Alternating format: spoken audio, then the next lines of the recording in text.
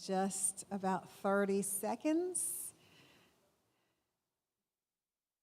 Make sure that you have a snack.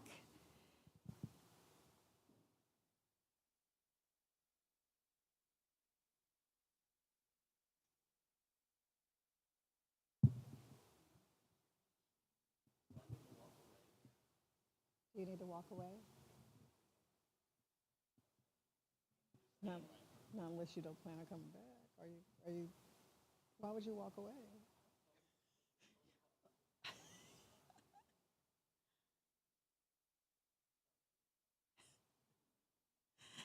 Good afternoon, everyone. Welcome to our 2024 Health and Wellness Week. We are so excited to present to you this presentation today on wellness, well-being, and you. Are you excited about being here today? And I am excited about our snacks. I hope that you all have your snacks and your refresher. And for those who are watching us virtually, I hope that you also received your snacks and that you're taking part in that as you listen to this presentation. Well, we are honored to have an awesome speaker for us today in Carl Woods. He is our Director of Recreation and Wellness. I want to tell you a little bit about Carl because he's not going to tell you this about himself. So I am going to do the honor of telling you all about Mr. Woods. Not only can you all appreciate the smiling face that we always see every day, but Carl's been with us for a little bit over 3 months. And during that time, it's been impactful already. He came to us from Georgia Gwinnett, and he had over 14 years of experience in recreation and wellness there. When we think about certifications and degrees, he is certified in so many different areas: diabetes prevention, CPR, health and wellness, Duke University. So many different aspects of his background, and that's one of the things that you can appreciate is when someone takes the time to pour into their craft. He has a passion for health and wellness. And so as we listen to him today, not just today, he's going to also be presenting on this coming Thursday, very similar presentation, but then on Friday, hopefully you all will tune in because he is going to show us some breathing techniques that we can actually do at our desk. Once again, all in the lines of being healthy and being healthy right where we are. So he's going to show us some different breathing techniques on Friday. So make sure that you're checking out our website where we're updating all of our events. So join me in welcoming Carl Woods.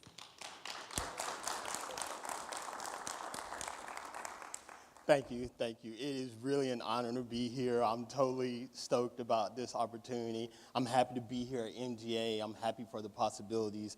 And I'm extremely happy to be talking about wellness, well-being, and you. And so, yes, Pam was right. We're going to do some mindful breathing techniques on Friday. And so more for my benefit than yours, we're going to do a little mindful breathing right now. Because believe it or not, I'm a little nervous. And so we're going to try to break this down a little bit. And so what mindful breathing is, it's actually just that, mindful breathing. You're thinking about the breaths that you're taking in. So while we're having this conversation right now, let's start taking some deep breaths, okay? And focus on your breathing. You're taking deep breaths in through the nose, and then you're slowly exhaling through the mouth. In through the nose, slowly exhaling through your mouth. And you're thinking, okay, so what does this breathing do for me?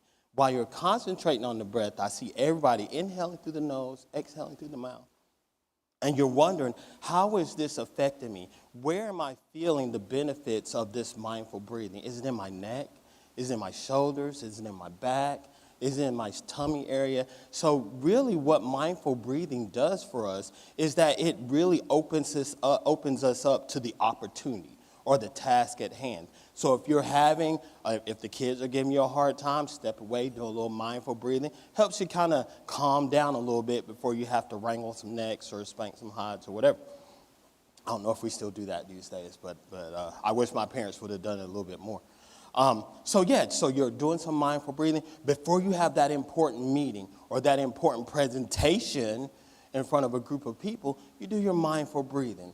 That slow inhale, pause, hold it, and that slow exhale. And by doing that, that allows you, number one, to think clearer. Number two, better articulate your thoughts. And the last one is just to open up yourself to the possibilities of success. And that's what we're always thinking about, success. So we're thinking about the mindful breathing.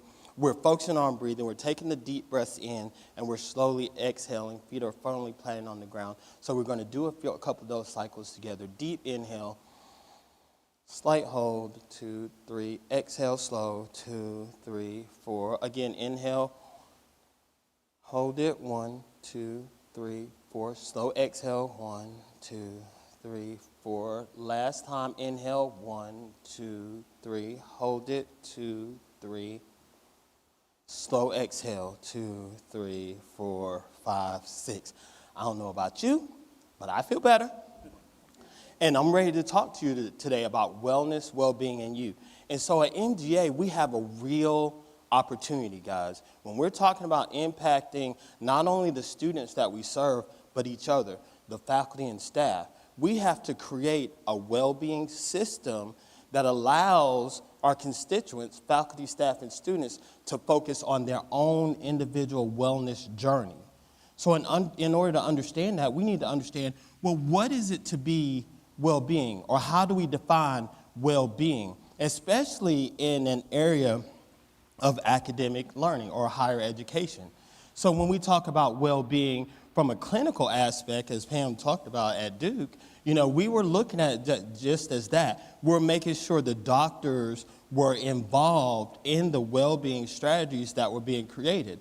However, while that's good for us, here in higher ed, we need to look at well-being more from a higher education standpoint and those structures that well-being and wellness operates in. And so when you think about that, we just finished, Jordan's up there, we just finished the Recreation for Wellbeing course that's presented by NERSA, which we're now members, institutional members, National Intramural and Recreational Sports Association. And so what they've done is put together a well-being course that allows us to focus on well-being and wellness from an institutional standpoint. And that really helps us in that, okay, so we've taken what we learned from the clinical side and we've fused that what we've learned with the at the institutional of higher education side, and then we come up with well-being, what we have here. So I had a clicker somewhere. I know somebody gave it to me. Here it is. So I'll make sure it's on first. Okay, when you have bifocals, sometimes you got to lift the glasses to make sure. Okay, so we're talking about well-being. And so we're talking about well-being as an optimal and dynamic state that allows people to achieve their full potential, right? And so optimal and dynamic state. And so then we talk about the three broad categories, the perceived assessment of one's own life as being generally happy and satisfying, 2, having one's human rights and needs met, and C, one's contribution to the community. But the thing, and you guys see highlighted down there at the bottom, especially here in higher ed, what we need to be mindful of is by focusing on the whole person, the whole educational experience. We're talking about RPG, retention, progression, and graduation. The whole institution, the whole community, that's faculty, staff, and students. Then well-being becomes a multifaceted goal and shared responsibility of the entire institution. So when we're talking about the institution, from a student perspective, student affairs plays a major role in that, major role, because we got everything from counseling on one side to career on the other. We got the rec and wellness folks on the physical in the middle. We've got our health and well-being folks in the clinic up there for our clinical side of it. So really, we play a key role in what we're doing. But then when you talk about health and well-being or well-being from the institutional aspect, then you got to bring in people like campus police. You got to bring in people like HR. And you got to make sure that we're doing the things that or have things in line because they're helping us build the system, whether that be for the faculty and staff or that be for the safety and security of all parties involved. But it's important that we do that. So another definition, we look at well-being as from a positive state experienced by individuals and society. My bad, I'm too far to the right or left. Similar to health, it is a resource for everyday life and is determined by social, economic, and environmental conditions. It's our job as professionals to create the environmental conditions for which the folks, our constituents, are able to thrive. That's faculty, staff, and students. So it doesn't matter. For us in Rec and Wellness, our facility has to be top notch. We've got to be operating in a manner so that it doesn't matter if it's a faculty, staff, or student that comes here, that they're able to thrive, to utilize those well-being systems that we're going to learn about in a second to make sure they're operating properly so that they can function. Because if our faculty and staff, I'm just going to be honest with you, y'all are faculty and staff, if our faculty and staff aren't thriving, our students can't thrive. Because it's an energy, it spills over. So if my faculty and staff people are not happy coming to work, how are they going to better be able to serve our students? They're not. So we got to make sure we're pouring into our faculty and staff just as much as we pour into our students. And even more so because it's important that faculty and staff, they're the ones who carry the banner. Just like we told our students last week, Jordan, that, hey, you guys are carrying the banner for us because you're employees in Rec and Wellness. We expect you guys to walk the line. We are the same way as faculty and staff. We're carrying the banner for the institution. Okay? All right. I get long-winded, y'all. I'm so passionate about this thing here, so just bear with me. And if I start going over time, just let me know. Okay, so we're talking about, we've got individual well-being on one side, and we've got community well-being on the other. And so when we talk about MGA as an institution, then we're more looking at the community well-being, the structures, systems. The structure is the Rec and Wellness system. The structure is any facility that we have on campus that helps a person to achieve or work on their own wellness journey. The systems in place are what we have in place for folks to thrive. So for us, Jordan, our systems are going to be the equipment. Is it in working order? Are there a lot of out of order signs? Things like that. We have to make sure the systems are operating properly. And the normative behavior of the community rather than the sum of the individual well-being. In the normative behavior of the community, we've got to make it so that your wellness journey is something that's expected, not asked. We expect you to pour into yourself. We expect you to be on your own wellness journey. Because if we as fat professionals are expected to pour into ourselves and to be on our own wellness journey, what do you think the expectation will be for our students? And what do you think we're modeling for our students? Then we're really talking about some RPG then. Now, RPG, to me, y'all, that's why this business operates. Retention, progression, and graduation of these students. If we're not doing that, then are we doing our job? Because we're not putting forth we're not getting the outcome that we're looking for. If the students are our commodity, then we need to be making sure they get across the stage. And only you can answer how well we're doing in that regard. Only you can answer how well our faculty and staff are as it pertains to, are they happy to get up and come to work every day? Are they happy to pour into these young folks that come across this campus every day? And this campus is beautiful, by the way, and that's considered a structure, a part of it. And the walking trails that we have on this campus are considered a system, okay? All right, so definitional and contributing factors to by individual well-being component. This is the subjective part, but you see the parts I have highlighted, y'all. Supportive campus norms, policies, practices, resources, and spaces. Faculty and staff who design curriculum and program with these factors in mind, and faculty and staff who model these factors. It doesn't say you got to be perfect. It just says you got to be pouring into it. You got to be willing to be on your own wellness journey. Our students have to see us doing it. Our students have to see us taking that shot, being here early in the morning, or staying late, or walking the campus in the middle of the day. Our students have to see us socializing in a proper manner, in a positive manner, right? Because when we model it, then they want to emulate the same things. So then we talk about the objective, and I just want to point Again, supportive campus norms, policies, practices, and resources, see community well-being, and we just went over that. But look at this over here on the left side, guys. I see Elaine in here somewhere. So we're talking about sufficient resources such as food, housing, my housing folks are somewhere around here, safety, I see Chief in here, and physical, mental health care. This is real stuff. Are we doing it? Are we making sure our people are safe?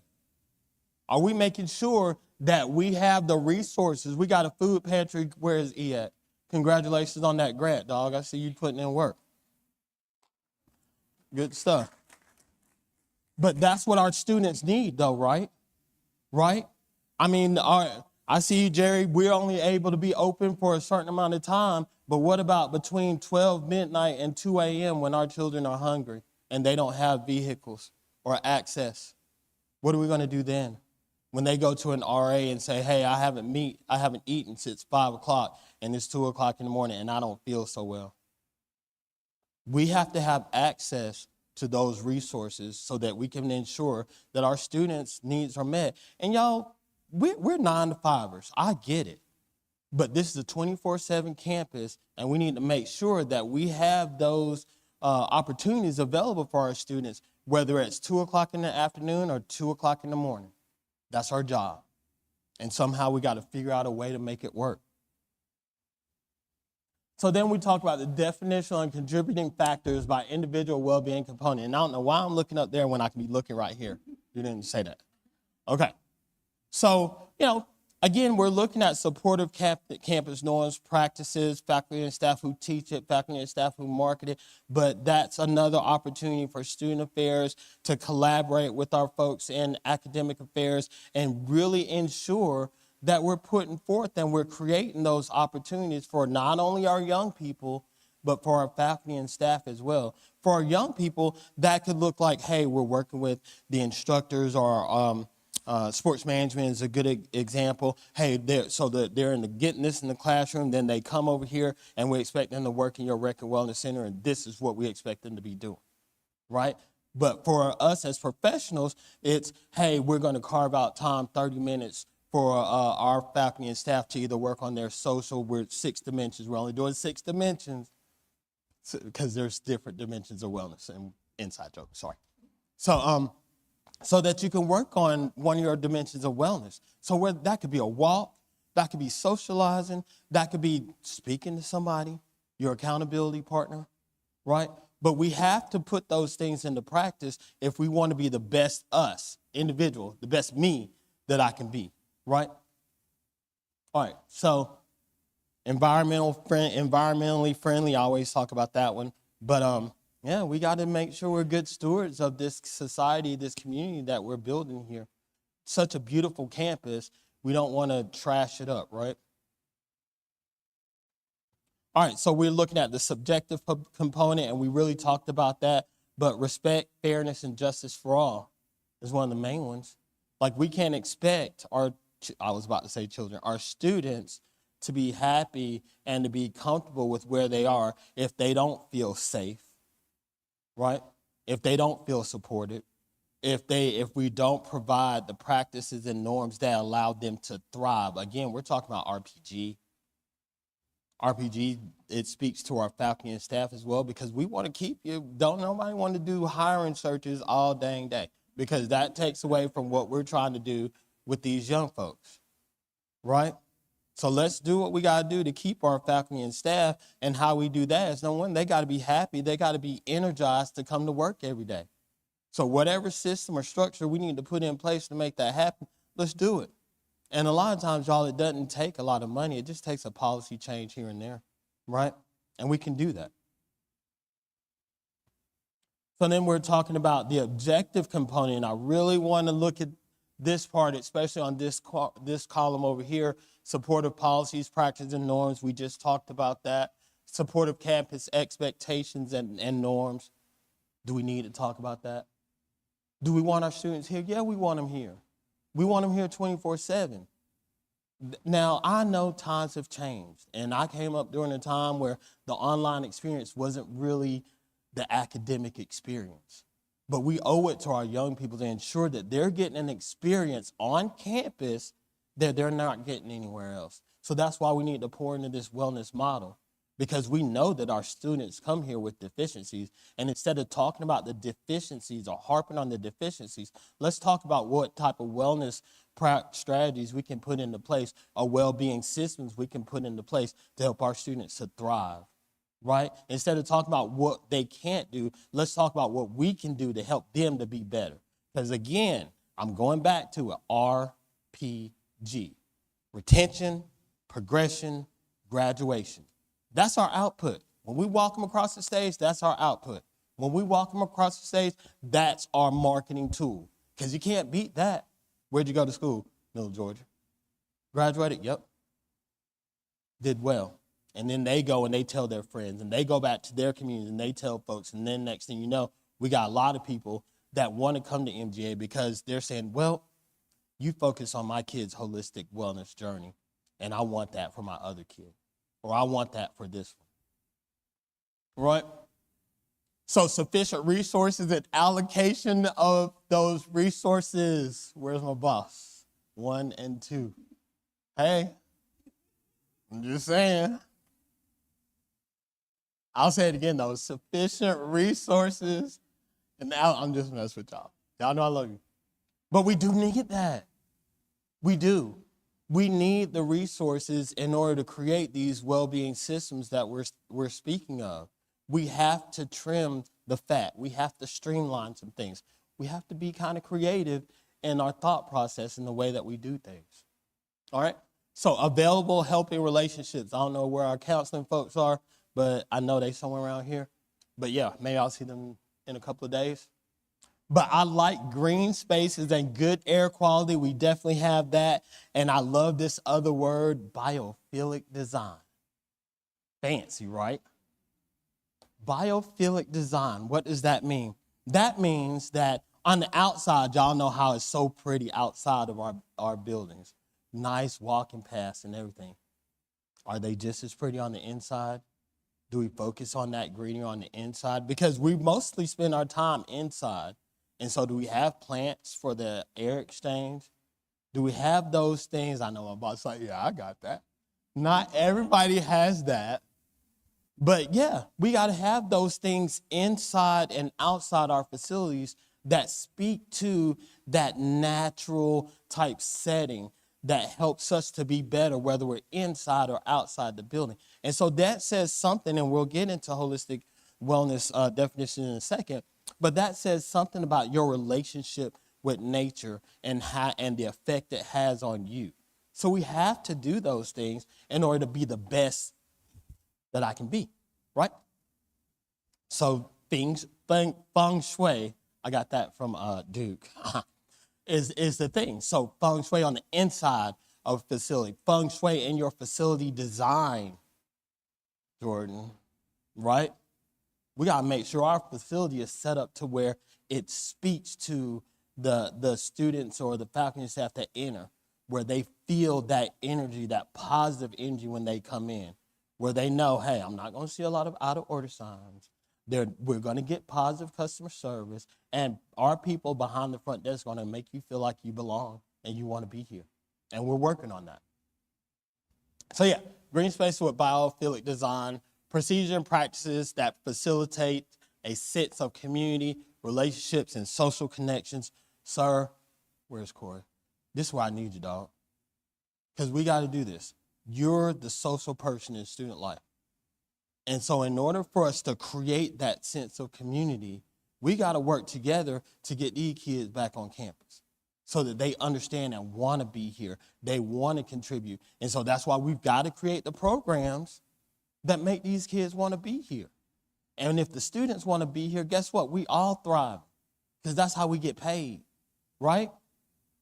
Okay, let me get off my soapbox. Okay, so again, last shameless plug, commitment to student success, well-being,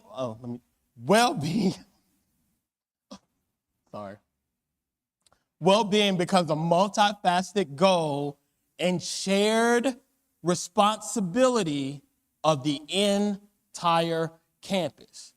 Don't say that's a rec and wellness thing, because it's not. That's not wellness. It's our thing. And we have to create those systems and structures and put them in place for everyone to thrive. Faculty, staff, and students. That's our job. As leaders, that's our job.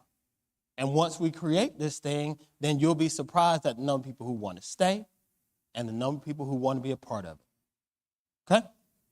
So now let's talk about wellness. We got well-being. And so well-being, we understand that's the systems and structures that we have in place that contribute to the positive wellness journey of any individual on campus, right? So what is wellness? What does it mean to be well? Wellness is the act of practicing healthy habits on a daily basis to attain better physical and mental health outcomes, so that instead of just surviving, you're thriving. But I'm going to give it a little bit more and say these are the dimensions. Hetler's model, that's what we're focusing on right now. Now, there's several other theories and models in place, but we're looking at the basics right here because this speaks to faculty, staff, and students. Am I occupationally healthy? Am I physically healthy? Am I socially healthy? Do I get my intellectual exercise? Am I spiritually healthy? Am I emotionally healthy? So when we talk about your holistic wellness journey, we're not talking about, do I go to the gym every day? That's just a part of it. You're feeding all of these in order to be that whole self that we all say that we want to be. You got to put in the work in all ambits of this wellness wheel. So let's break it down. And we're going to talk about occupational wellness. I think I got my career person in here somewhere. Occupational wellness. Faculty, staff, or students. Are you happy to come to work? Are you happy with what you do every day? Do you want to be here?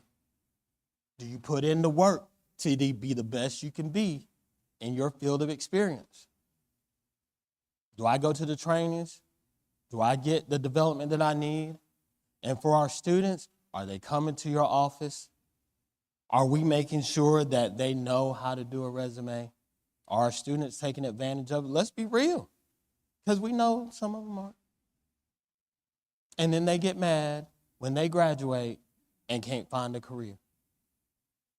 Right? But we got to make sure we have to impress the importance of them, our students, going to the career office early on and often. And guess what? You paying for it, so you might as well go. Get your headshot. Make sure your resume is on point. And then make sure you're practicing those interviews. Make sure you're able to answer the difficult questions. Make sure you're able to articulate who am I in a proper manner. And that's where it all comes right there. So we got to make sure our students, if we have student staff, Jordan knows I'm all about that. We got to make sure that they get the training that they need. Because with us, we want to make sure the KSA's knowledge, skills, and abilities while they're here that are transferable to other areas outside of this campus or outside the place that they work. So that's occupational wellness, right? Then we're talking about intellectual wellness. I love this one right here because it's exercise for your brain. Do you read? Are you challenging yourself? Do we give that opportunity? And that's basically it, guys. Are we reading? It could be for pleasure. It could be to be better in our field of play. But do you exercise your brain? That's the main thing. And we know our students, their brains are kind of turned to mush because we want it easy. We text message in the short messages and we use shorthand, which is great. There's going to come a time when you're going to have a real conversation or you're going to have to articulate a real thought. And that's where their intellectual wellness comes into play. We have to make sure that not only us as professionals, but our students are able to articulate those thoughts in written form, right? And so you get that through reading. It's the only way I know to get it, guys. Parents started us off when we were 5. The first thing we were able to do before we hit a T-ball was go to the library. Okay? So now we're talking about spiritual wellness. No, we're not talking about going to church every Sunday. I'm talking to my dad on that one. So we're talking about spiritual wellness. Spiritual wellness is our relationship with each other, our relationship with nature, our relationship with those environmental settings outside of us, and how it makes us feel. Did I do that? My bad. Oh, I did do that. And how that makes us feel within, right? So for me, I give the example, y'all. I'm a big go to the mountaintop type guy, right? And so Easter Sunday, we at Stone Mountain, and I'm climbing. I hadn't been to Stone Mountain in a while, and it was a pretty difficult workout, but we liked it. You get to the top of the mountain, it's sunrise, and you've just completed a hard workout, and you look across and you see the sun coming up, and it touches you. It moves you. You're like, wow, the vastness of it all. You realize how insignificant you really are when you're at the top of that mountain looking across at all the greenery or seeing the city and the outline and all that good stuff. You're like, this is what it's all about. A beautiful day, sky is blue, or the sun's coming up, whatever. But that's when you get that feeling within yourself, butterflies, that feeling of this is greater than me, or how small you are in comparison to this world. That's that spiritual voice. Or when you say, something told me the spiritual voice, right? My first mindset, spiritual voice. You might want to listen to it. Have a relationship with that. Because that's you on the inside, the unconscious you, right? Okay. Now we've got spiritual wellness. Let's talk about one of my favorites, because my theory on life is that you can't achieve greatness in any of those realms without first going through the physical. Proper care of our bodies, optimal health and functioning. Are we doing what we need to do? Because research shows that we need to be getting at least 20 to 30 minutes a day of physical activity. Now, we're going to break down physical activity into walking or cardio and anaerobic, the push-ups. Especially for women, y'all know y'all should be getting that more than us. Y'all should be getting more physical activity, anaerobic fitness, than you do cardio. Did you also know that women are more susceptible to heart disease than men? Did you also know we also have more women in positions of leadership than we do men now? And so what does that say? If you're not pouring into your own physical health, you're hurting yourself. We all need to be doing more. And that's not to say that as men, we got to do better. We've got to put in the work to take care of ourselves. Whether that's doing the cardio 30 minutes most days a week at minimum to moderate intensity, or you're doing the anaerobic fitness, the weight training, calisthenics, 2 times a day, 20, 30 minutes, 10 to 15 sets. That's where we want to be. If you're doing planks, you want to do up to a minute or more. I was talking to somebody about planks earlier this morning. But that's how we've got to put in the work for us. If you don't put in the work for you, your own personal physical wellness, who's going to do that for you? The only thing we're going to do is come see you in the hospital and talk good about you well, they were such a good person. Too bad they didn't work out more like the doctor told them to. They would still be here. Quick story. So I taught at Jean Charles Young Middle School early on in my career. And so Jean Charles Young, yes, that's the former wife of Mayor Andrew Young at Atlanta, former ambassador. And so he came to talk to us one day, and he says, I always appreciate what educators do, but this stuff will kill you. He said that. He said, my wife, who's the namesake for this institution, she did so much pouring into students and putting the students before herself that she would go the whole day without going to the bathroom, stuff like that. And so that's how she eventually died, because she wasn't taking care of herself, because she always put the students first, which is great. I love it. But you can't serve from an empty cup. If you're always operating at a deficit, it's going to catch up with you sooner or later. And with us being educators, it's super important that we pour into ourselves so that we can be the best that we could be for these young folks that are coming behind us. Physical wellness. This next one's tough, y'all. This next one's tough. And whether you're male or female, or whether you want to admit it or not, we all have issues with emotional health. And it wasn't until recently that emotional health became a topic that we discussed at the dinner table, a topic that we were willing, especially as us macho men. I'm not dogging us out, but I remember young, my dad, he'd suck it up, bite down, eat that. But we can't. You have to have someone to talk to.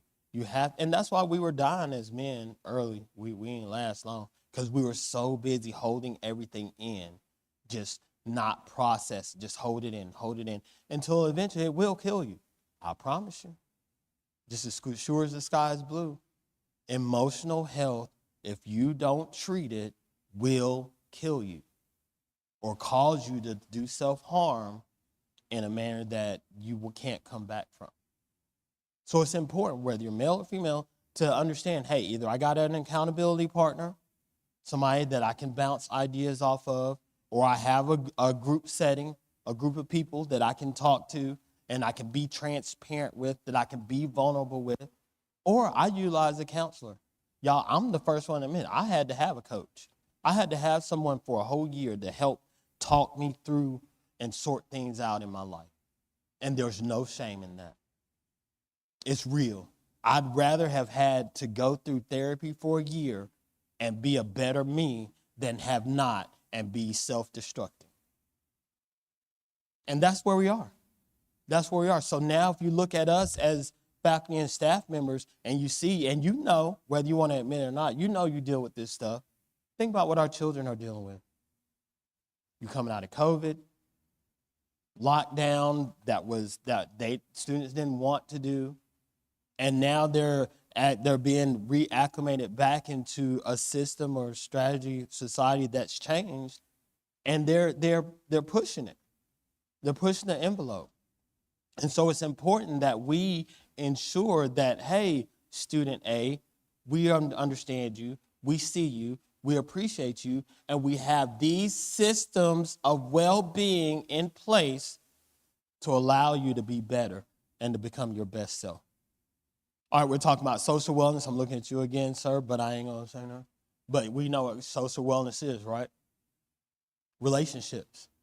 And so that's that networking piece. And so this is so important here at MGA or in higher education settings, because we have students that leave whatever environment and setting that they were in expecting and hoping for a better life. And so sometimes it's hard to leave some of those things behind. And they end up carrying or following us to our places of higher education. And that's why, Chief, we got to have the systems and structure in place to keep. If you're not as currently enrolled student, I'm sorry, but we're here to pour into these cats and ensure the safety of these cats, the security of these cats. And so if we say, no, we're not going to do that, or we're going to increase guest passes, the cost of guest passes, because we're controlling the number of people that come in here.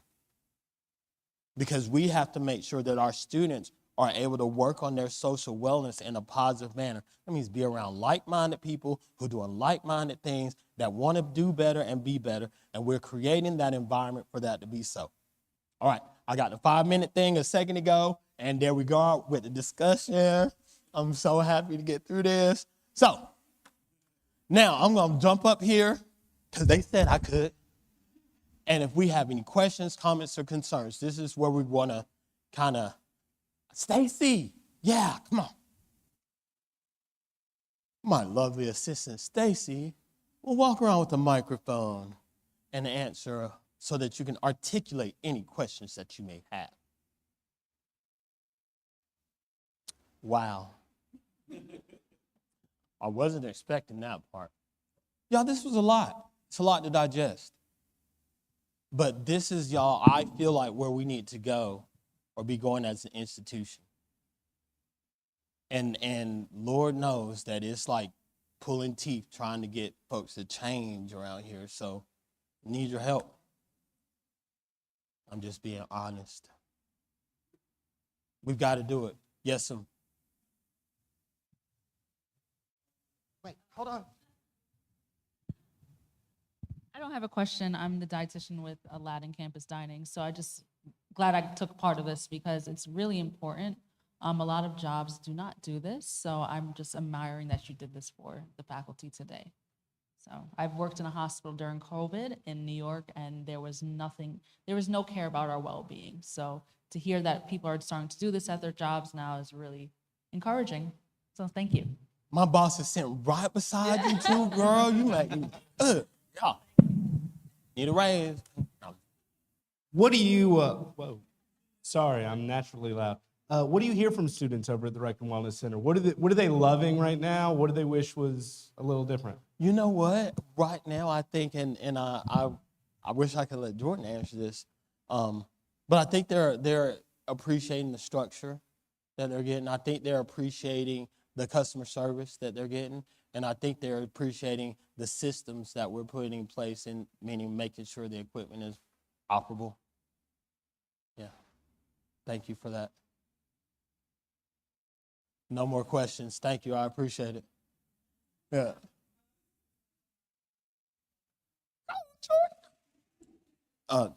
Jordan Meckes, everyone. Yes. Oh, okay. So kind of just to touch on that, and kind of going along with what Carl said as well, is just being able to provide students with all these resources and the ease and accessibility of using all of them. I kind of to answer your question is just providing students with that opportunity, a variety of different things. You know, what works for one person might not work for another. So.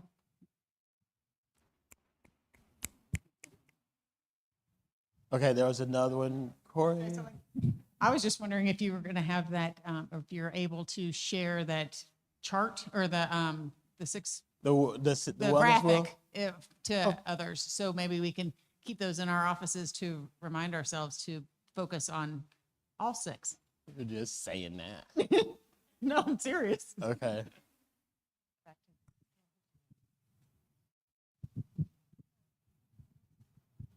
So my question is, given all of this information, it was quite a bit, and we appreciate that. If you had to point out 3 actions for us to walk away today with, what would be those 3 things that we can walk away and do differently that will cause us to gradually be impactful in these 6 areas? Okay. So basically, when she said 6 areas, that means she's asking what wellness strategies, when we're on our individual wellness journey, what can we do to ensure that we're pouring into ourselves?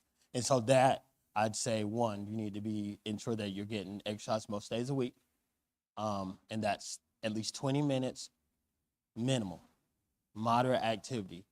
Get you some sunlight, vitamin D, and then you want to do a self-check, really, to see where you are and where your deficiencies are. Where are you happiest and where you're not, based on the 6 dimensions. And then if you find that you're not really, that's being mindful. And if you find where you're deficient, those are the areas that you want to work on.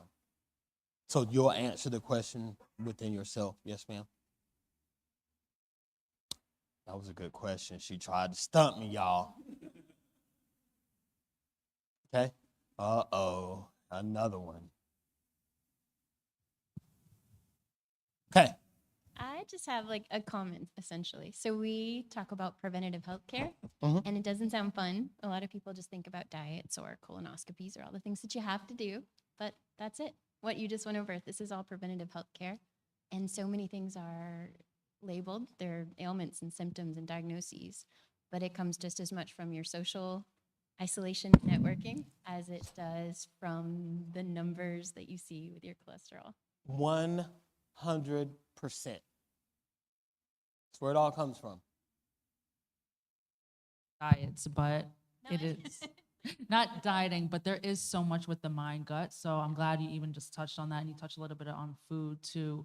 Of course, we like to dine out and we do like to have those unhealthy options sometimes, but I think most of the time, if you are really mindful of what you eat, it really does there's a lot of research now on the mind and gut, especially with anxiety and depression. So if you're interested in reading some more stuff on that, there's been a lot of research done in the past couple of years.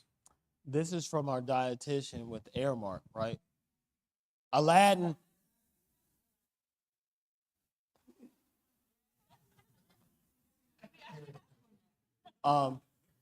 Scratch that part. Edit that part. Right, with Aladdin. And so that means, our students want what they want, right? They want to have the chicken. They want to have the fried chicken. They want to have the pizza. They want to have the sodas.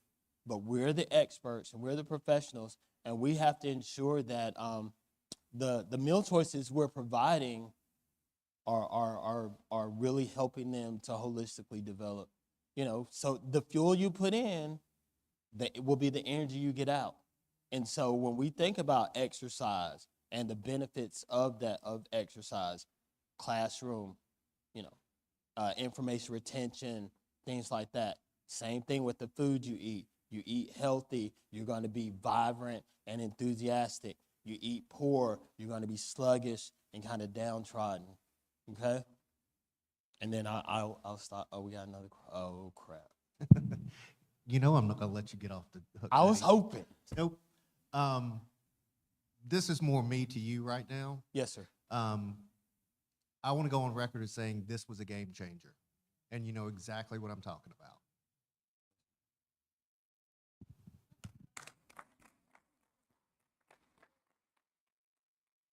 Okay, so real quick, I just want to allow our dietitian to come down. And so I don't know if you guys saw what we have in there, the healthy meal options. So this is a great example of a nutritious snack that we can put together on the fly and really have it to be beneficial for your everyday life. So without further ado. So yes, thank you for having me today. I'm the corporate dietitian with Aladdin Campus Dining. So we have a couple schools throughout Georgia, but I'm here I can come here when you guys want. I can come and do a wellness talk. I was here last month for National Nutrition Month and just promoting our healthy recipes because, as I said before, there's just so much with the mind and gut.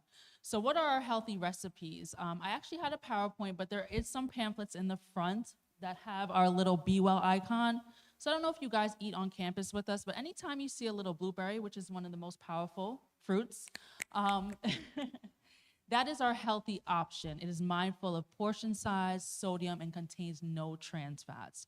So anytime you saw a little blueberry icon, those are the foods that we lean our students to eat a little bit more of, and our athletes. We also have a Fueled, which is our sports nutrition program, which I really want to launch next fall for our athletes and encouraging them to eat our Be Well options. I'm working with our food service director, Brian, in the back, and just trying to get more of those options on our menu here. So anytime you looked at any of those icons, that's what that means. I also do a lot of work with students with allergies. So we have our Ask a Dietitian services. I've had students reach out to that. The cards are in the front with my email. I've even had parents reach out to me because we really want to make sure we're catering to a student, right? So that goes along with what he was saying with well-being. If we have a student here that has an allergy and says, man, I can't be on the meal plan because I can't eat, we want to help you. So that's what I'm here for. I work with Brian and our chef to make sure that our students can eat on campus, feel comfortable, want to eat here, not want to always have Uber Eats or eat the pizza or Subway, right? So that's what I'm really here for, is just all that information for you guys. And I think it's a great service that our students are not aware of. So please, if you have a student with not even with an allergy, I've had students reach out to me about anything. Could be weight loss, could be weight maintenance. Some students want to gain weight.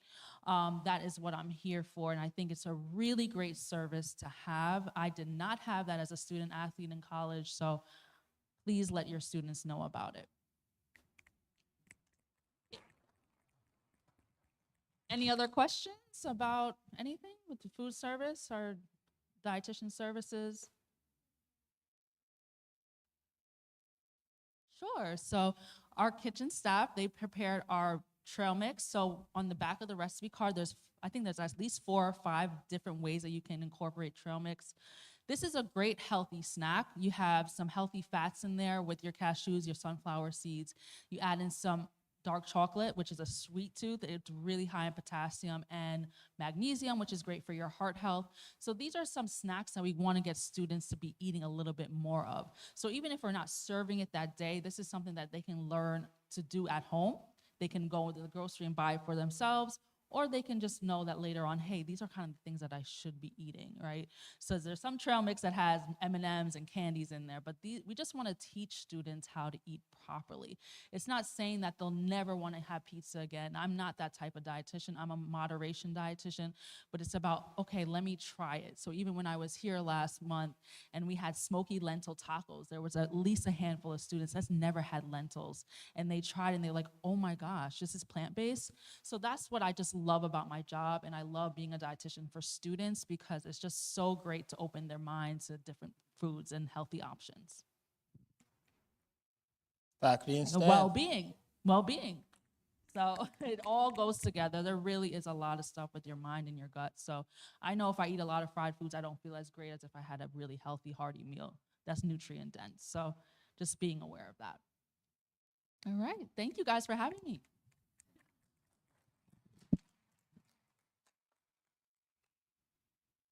Okay, Elaine. I just wanted to give a heartfelt, this one, or, okay. I just want to give a heartfelt thank you to Carl for the presentation today. I hope that everybody took away as much as I did today. I definitely think his passion and knowledge shined through and hopefully rubbed off on us, and we'll take away, especially the idea of the interrelatedness, right? And the wellness journey being a shared responsibility. I think that is something that I'll definitely take away and apply on a daily basis. So thank you for that information. Hopefully this is a great first step in our institutional journey in wellness. And thank you to Staff Council for putting this together.